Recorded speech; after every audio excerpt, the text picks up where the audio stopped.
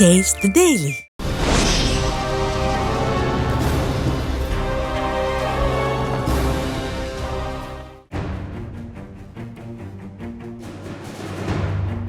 ஒரு தோல்வி எப்பொழுது மிகப்பெரிய தோல்வி என்றாகின்றது என்றால், தாம் எப்படி தோற்றோம் என்கின்ற உண்மை தெரியாமலேயே இருந்து விடுவதுதான் அவர்களுக்கான மிகப்பெரிய தோல்வி.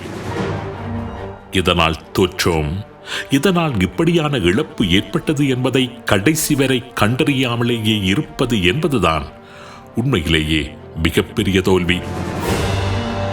இப்படியான மிகப்பெரிய தோல்விகளை எதிரிக்கு வழங்குவதில் விண்ணர்கள்தான் இஸ்ரேலிய மொசாட் அமைப்பினர். ஹமாஸின் தலைவர் இஸ்மாயில் ஹனியா சில வாரங்களுக்கு முன்னர் ஈரானில் வைத்து இஸ்ரேலிய மொசாட்டினால் படுகொலை செய்யப்பட்டார். ஈரான் உட்பட அனைவருக்கும் நன்றாக தெரியும் அதனை செய்தது மொசாட் தான் என்று. ஆனால் அந்த படுகொலையை மொசாட் எப்படி செய்தது என்று இன்று வரைக்கும் யாராலும் உறுதியாக கூற முடியவில்லை. தனது தேசத்தின் தலைநகருக்குள் வைத்து, அதுவும் ஈரானின் உயர் பாதுகாப்பு வலயத்தில் வைத்து ஹமாஸின் தலைவரை மொசாட் எப்படி கொலை செய்தது என்றோ, அதற்காக அது பயன்படுத்திய உண்மையான ஆயுதம் என்ன என்பது பற்றியோ, ஈரான் தலைநகருக்குள் மொசாட் எந்த வழியாக வந்தது, தாக்குதல் நடாத்திவிட்டு எப்படி தப்பிச் சென்றது என்பது பற்றியோ இன்று வரை அவர்களால் ஒரு உறுதியான முடிவுக்கு வந்து சேர முடியவில்லை. அது அப்படி இருக்கலாம், இது இப்படி இருக்கலாம் என்று 1000 கதைகளை கூறிக்கொண்டிருக்கின்றார்களே தவிர, உண்மையிலேயே மொசாட் எப்படி அந்த தாக்குதலை வெற்றிகரமாக செய்தது என்பதை அவர்களால் ஊர்ஜிதமாக கூற முடியவே இல்லை. அதேபோன்றுதான் ஈரானின் ஜனாதிபதி இப்ராஹிம் ரைசியின் மரணமும். தமது ஜனாதிபதி எப்படி இறந்தார் என்று இன்று வரை ஈரானுக்கே கூட சரியாக தெரியாது. நடந்தது விபத்தா அல்லது கொலையா? விபத்து என்றால் அந்த விபத்து எப்படி நடந்தது? இல்லை கொலைதான் என்றால் அந்த கொலை எப்படி மேற்கொள்ளப்பட்டது?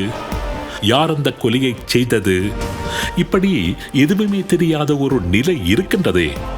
இதுதான் ஈரான் ஜனாதிபதியின் இழப்பினால் ஏற்பட்ட தோல்வியை விட மிகப்பெரிய தோல்வி.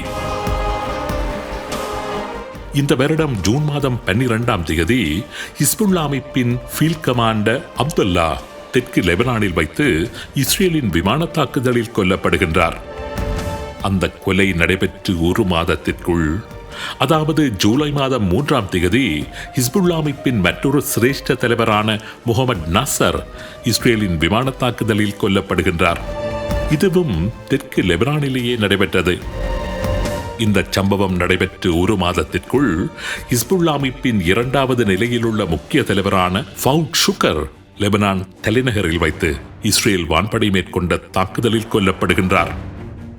ஹிஸ்புல்லாவின் தலைவர்களை குறிபார்த்து தாக்கி அழித்து வந்தது இஸ்ரேல்.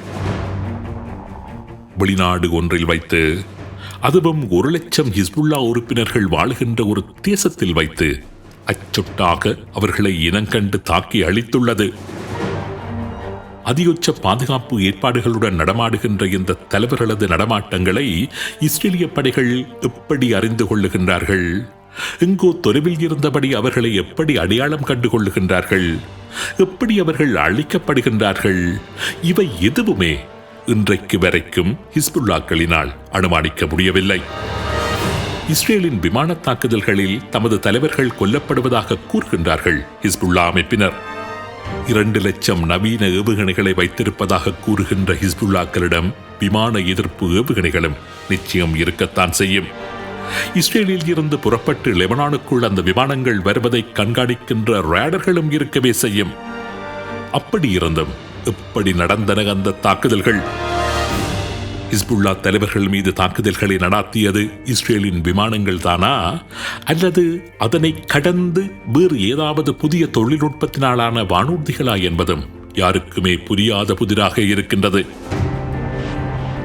சில தரப்புகள் கூறுகின்றன, ஹிஸ்புல்லா அமைப்பின் தலைவர்கள் பாவித்து வருகின்ற தொலைத்தொடர்பு கருவிகளை அடிப்படை இலக்குகளாக வைத்துத்தான் அந்த அமைப்பின் தலைவர்களை அடையாளம் கண்டு இஸ்ரேல் தாக்குதல் நடாத்தி வருகின்றது என்று. அண்மையில் லெபனானில் ஹிஸ்புல்லாக்களின் பேஜர்கள், தொலைத்தொடர்பு கருவிகள் எல்லாம் வெடித்து சிதறியதைத் தொடர்ந்து ஹிஸ்புல்லா தலைவர்கள் பாவித்து வந்த அனைத்து தொலைத்தொடர்பு கருவிகளையும் நிச்சயமாக அவர்கள் தூக்கி தூர எறிந்திருப்பார்கள். ஆனால் அதற்கு பின்னரும் கூட ஹிஸ்புல்லாவின் முக்கிய தலைவர்கள் குறிபார்த்து தாக்கி அழிக்கப்பட்டு வருகின்றார்கள். செப்டம்பர் மாதம் 20 ஹிஸ்புல்லா அமைப்பின் ஆபரேஷன்ஸ் கமாண்டர் இப்ராஹிம் அக்கிலும், செப்டம்பர் மாதம் 24 ஹிஸ்புல்லா அமைப்பின் மிசைல் மற்றும் ராக்கெட் பிரிவின் டிவிஷனல் கமாண்டர் இப்ராஹிம் முகமது குபைசியும் இஸ்ரேலின் விமானப்படை தாக்குதலில் கொல்லப்பட்டிருக்கின்றார்கள். எப்படி நடந்தன இந்த சம்பவங்கள்? இதுபோன்ற காரியங்களை செய்வதற்கு இஸ்ரேலினால் எப்படி முடிகின்றது? யார் கொடுத்த தகவல்களை அடிப்படையாக வைத்து இஸ்ரேலினால் இதுபோன்ற தாக்குதல்களை துல்லியமாக மேற்கொள்ள முடிகின்றது? ஹிஸ்புல்லா அமைப்பின் உள்ளே இருந்துதான் இஸ்ரேலுக்கு தகவல்கள் செல்கின்றனவா? மனித மூளையின் கற்பனை கட்டாத தொழில்நுட்பங்களை பயன்படுத்தித்தான் ஹிஸ்புல்லா அமைப்பின் தலைவர்கள் மீதான தாக்குதல்களை இஸ்ரேல் மேற்கொண்டு வருகின்றதா? இதில் லெபனானில் வாழுகின்ற ஹிஸ்புல்லாக்களுக்கும் அவர்களது முக்கிய ஆதரவாளர்களுக்கும் அதிர்ச்சியை ஏற்படுத்துகின்ற விடயம் என்னவென்றால், இஸ்ரேல் யார் மீது தாக்குதல் நடத்தியது, தமது தாக்குதலில் யார் யாரெல்லாம் கொல்லப்பட்டிருக்கின்றார்கள் என்பதை ஹிஸ்புல்லா அறிவிக்கும் முன்னரேயே இஸ்ரேல் அறிவித்தும் விடுகின்றது. குறிப்பாக கொல்லப்பட்டது யார் என்பது ஹிஸ்புல்லாவின் முக்கிய உறுப்பினர்களுக்கும் ஹிஸ்புல்லாவின் முக்கியமான ஆதரவு வட்டத்திற்கும் தெரிவதற்கு முன்பாகவே இஸ்ரேல் உத்தியோகபூர்வமாக அறிவித்தும் விடுகின்றது. நீண்ட காலமாக ஹிஸ்புல்லாக்களுக்கு மிக பெரியதொரு மர்மமாகவே இருந்து வருகின்ற விடயங்கள்தான் இவைகள். தாம் எப்படி தாக்கப்படுகின்றோம், தாம் எப்படி தாக்கி அழிக்கப்படுகின்றோம் என்று தெரியாமலேயே இழப்புகளை எதிர்கொள்வது போன்ற ஒரு கொடுமை இருக்கின்றதே, அதனை விட பெரிய கொடுமை ஒரு தரப்புக்கு வேறு எதுவுமே இருக்க முடியாது. சரி, அண்மையில் நடந்த பேஜர் மற்றும் வாக்கி டாக்கி வெடிப்புச் சம்பவத்தை எடுத்துக் கொள்ளுவோம்.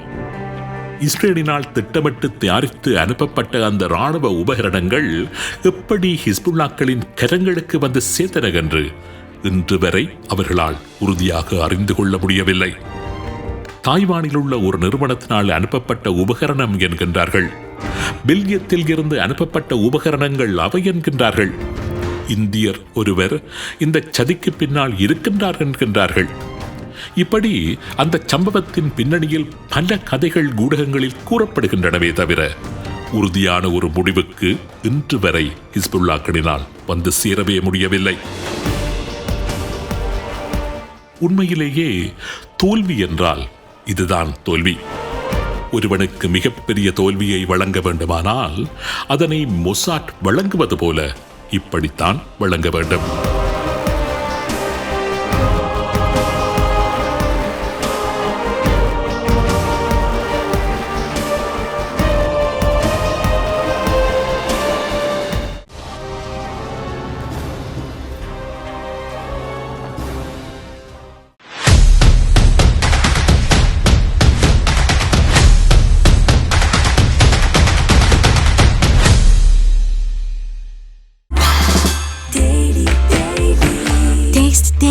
Taste the Daily.